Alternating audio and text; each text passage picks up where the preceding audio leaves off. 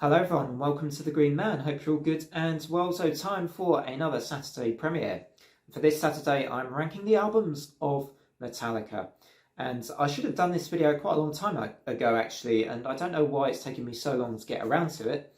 I suppose there are a lot of other album rankings for this band on YouTube, so you won't find a shortage of these kind of videos online at all. There are loads of Metallica album rankings out there. They're such a popular band, of course, one of the biggest bands in the history of heavy metal. And you know what, this was actually quite difficult to do some of this list. I think I always knew what my favourite was going to be, my least favourite, but some of the albums in the middle I've changed around a few times. So just to sort of say, I'm not including the collaboration album with Lou Reed, Lulu from 2011, so that won't be in this list. Also not their covers album or any of their live albums. And yeah, not the covers album, not Garage Days. As good an album as I think that is, one of the best covers albums I've actually heard from a band. Garage Days is actually pretty good, but that's not included. So we're just going to do their studio albums here, going from my least favourite at number 11 to my favourite at number 1. So there's 11 albums here that I'm dealing with. Now this is going to be very predictable, but my least favourite album from Metallica is St. Anger.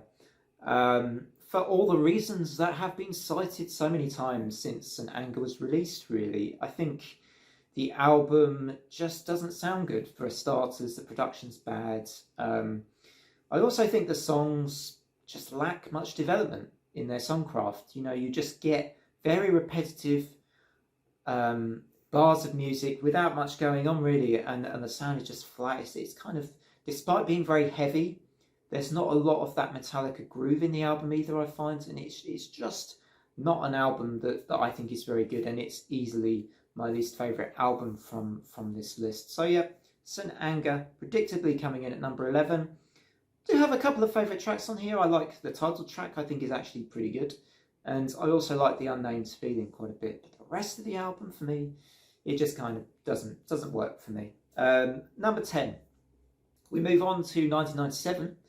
And Reload, the sort of follow-up album to Load from 96, the album that I feel is kind of like, has quite a few sort of, it feels a bit like the B-sides to Load, really, and I mean, I suppose that would fit with the title, Reload. I think there are impressive singles on this album, like The Memory Remains, Fuel is a pretty good opener that lots of people love. I know lots of people love that track. I personally really like the Unforgiven sequel, The Unforgiven 2 on this album, but I think a lot of this rest of this album, you know, for all the tracks that are on here, and the album's length is very long on here as well. I think it's over an hour, like some of their other recent albums, and it's just, it just doesn't land the blow for me that Metallica should land. I know it's kind of in that hard rock style again, like Load was, and you know, some of their other recent albums as well, but it just, yeah, I feel like it has some good stuff on in the singles, but the rest of it for me just doesn't really work. So Reload here comes in as my second least favourite album at number 10, but I do get some people really enjoy Reload, and you know, that's fair enough. This is all, of course, subjective, as it always is. So next up at number 9 is Hardwire to Self-Destruct from 2016. And for me, this album is a real mixed bag, actually. I find that I tend to like the first disc more than the second disc. For me, I really enjoy tracks like Atlas Rise. I like Moth into Flame, I think it is as well. I think that's a great song. Halo on Fire is one of my favourite deeper cuts on the album. I think that's a great song with some really badass riffs, like really cool riffs in Halo on Fire. And maybe that's a song that deserves a little bit more love than, you know, maybe one of my favourite Metallica tracks, certainly from the last 20 years. Halo on Fire, I think, is a great song, and it happens to be on Hardwire. But Hardwire as a whole, for me, very mixed bag. Lots of songs on here that I find to be a little bit on the filler side, personally, for me. And I just find it's another album that's very long. You feel its length at times for me as well. But it does, as I say, does have some really good stuff on here as well. But it's at number 9 because there are other albums I just prefer, and for me it's just too much of a mixed bag for me to put it up much higher than number 9. Although it was one of those albums I felt could have been at number 8 as well. But number 8 is actually going to be their most recent album, 72 Seasons. which came out very recently, only a couple of weeks back. Interesting how this album, I gave it a pretty modest score. I gave it like a 6.5 out of 10. And I think the album's grown on me a little bit more. What I really like about 72 Seasons is its continuity. And I listened to the album from front to back in the car on the journey back to my flat the other day, and I thought, you know what, the continuity of this album is really good. The lyrical content's pretty strong. James, I think he sounds great. As I said in my review, it's the best I think James has sounded on a lot of the recent Metallica work. He sounds really good. There's bite, I think, in a lot of the riffs on this album as well. Although it does suffer somewhat from late Metallica era stuff being a little bit one tone at times. This album isn't repetitive in terms, I think, of the music so much as it is in terms of its sound. That there's just, you feel like the next song sometimes sounds a little too much like the song that came before. Not always on the album. There are some good tracks.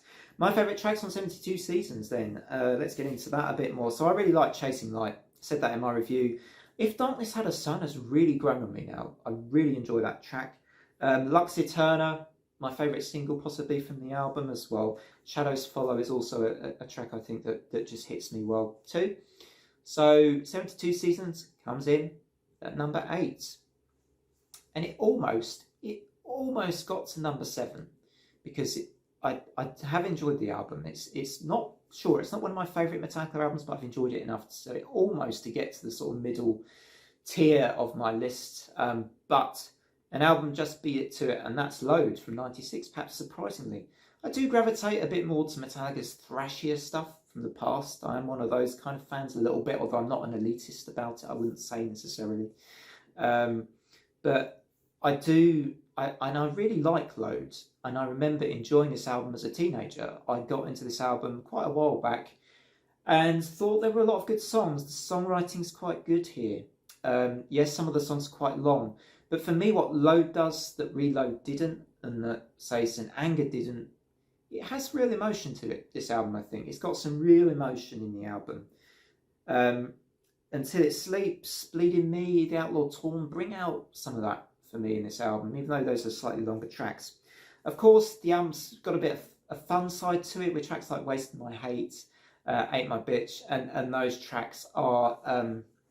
the fun side of the album. I feel like the album's got a slightly darker, serious side, and then it's got those tracks too on it.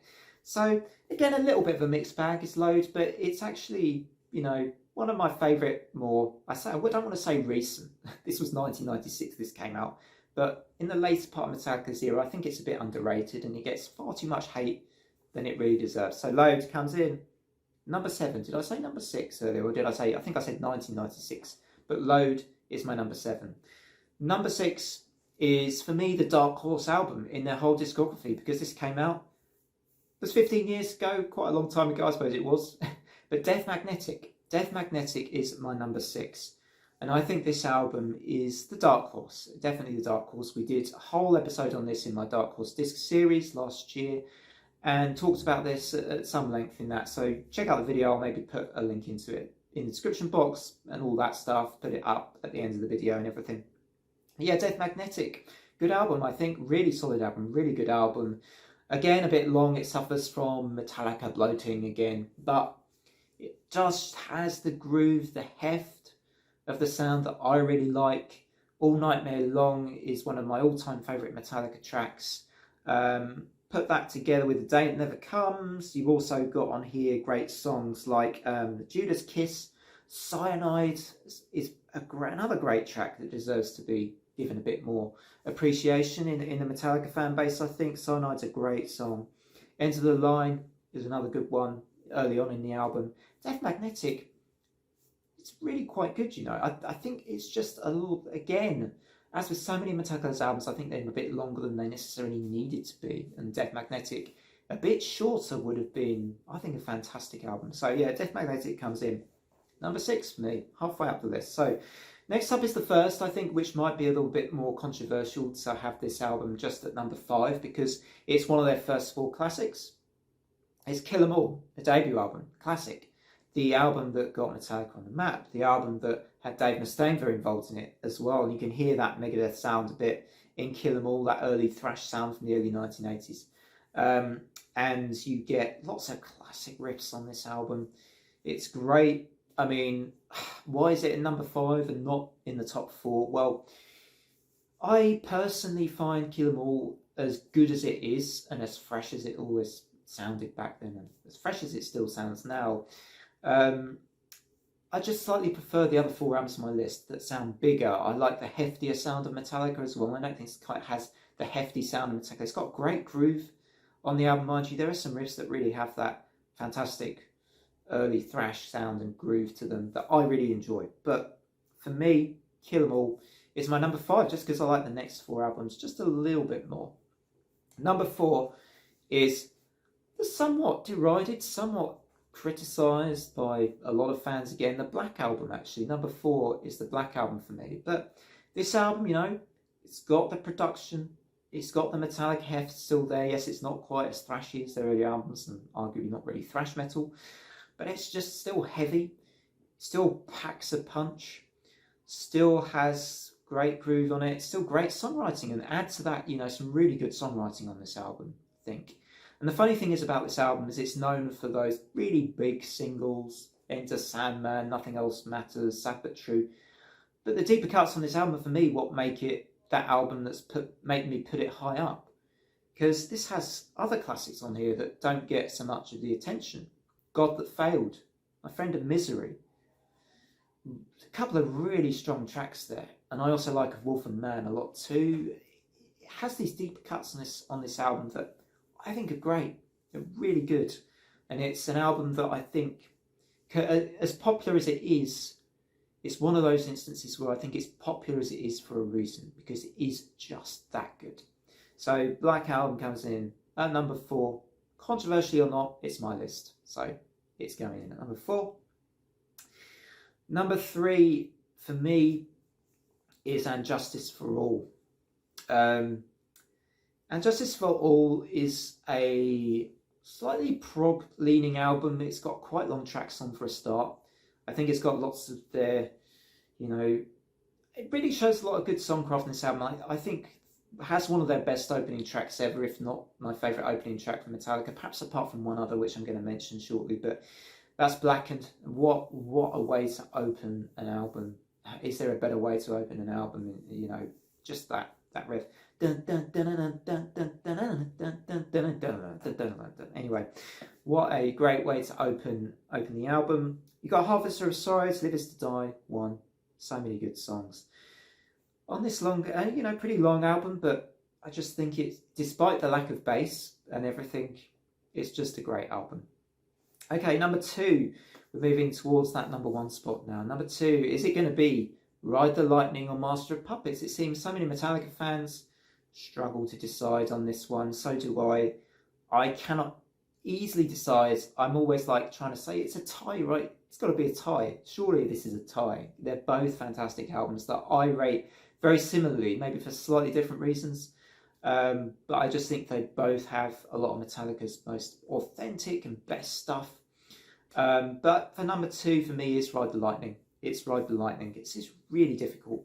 For me, Ride the Lightning isn't quite as good as Master of Puppets all the way through the album, whereas Master of Puppets for me has me for its entire duration. There are a couple of tracks towards the end of Ride the Lightning I just don't quite dig as much. Maybe it's Call of Cthulhu a little bit. Maybe it's a little bit of, I think it's Escape, maybe. I'm not quite as keen on. But Ride the Lightning has some of the best individual tracks of Metallica I've ever heard. Fight Fire with Fire is an absolutely incredible song. Phenomenal song. Some of Kirk Hammett's best guitar work comes in this song for me. You listen to those harmonies and melodies in this song combined with just a really heavy, nasty riff. One of the nastier riffs from Metallica you like to hear at the start. You know, that sort of after the introduction is this really nice classical acoustic introduction as well, and you get thrown into this dun dun dun dun dun dun. It's not all that complicated, but it's just really just super heavy. Sounds fantastic. Yeah, Ride the Lightning is a classic for me. Always will be. Always will be. And Creeping Death is a great live track, has to be said. That's a great live track from the band. So number one is, I mean, yeah, this is predictable. Your average Metallica fan probably says Master of Puppets. Does that make me your average Metallica fan? Maybe it does. Oh well, never mind. So what? It is my favourite album, Master of Puppets. It's just, it's just so good. It's so good. It has iconic status for a reason. People talk about it so much for a reason. People love it so much for a reason. Because it's just a really great, one of my all-time favourite albums. One of my all-time favourite albums. Starts with Battery, and then you get Master of Puppets, the title song. You're just thinking, this is like, you're what, 10, 15 minutes into the album, and then you're thinking, how can it get better than this? Then you hit you with The Thing That Should Not Be, Welcome Home to Sanitarium, Disposable Heroes, fantastic song, and just Orion towards the end. As well, Laper Messiah. Just every song is fantastic, and that was what made me put Master of Puppets as my number one choice. What's your order in these Metallica albums? Let me know in the comments how you rank these albums, these 11 albums. Okay, maybe include Lulu if you want to. Include Garage Days if you want as well. There's no necessary rules against you doing that at all. Just let me know in the comments how you feel about these albums. Otherwise, from me, until the next time, take care everybody, and bye for now.